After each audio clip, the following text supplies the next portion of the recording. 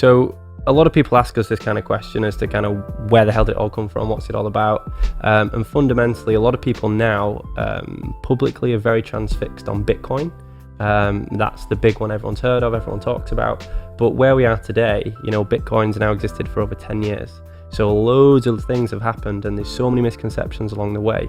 So probably the best way to answer that is probably to go back to where it all started. So probably around 2008, which was the big financial crash. Okay. So back then, obviously, the basic premise is that the banks had cocked up and publicly people had realized for the first time that they're doing things maybe they shouldn't be doing.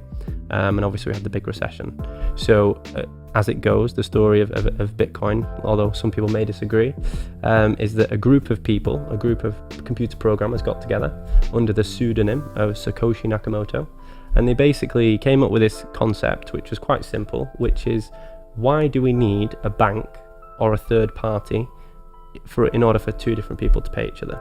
So if I was to buy something from you, or as you bought your equipment off me, why do we need to trust Santander or NatWest to swap that money between us? Why is there not a way in which we can just do that ourselves? Yeah. So that was kind of where it all came around, and Bitcoin was ultimately designed to create a mechanism where I can pay you directly and there's no need for a third party, be it a bank, a government, an organization, to effectively swap that between us. It's a direct thing and it cuts that third person out.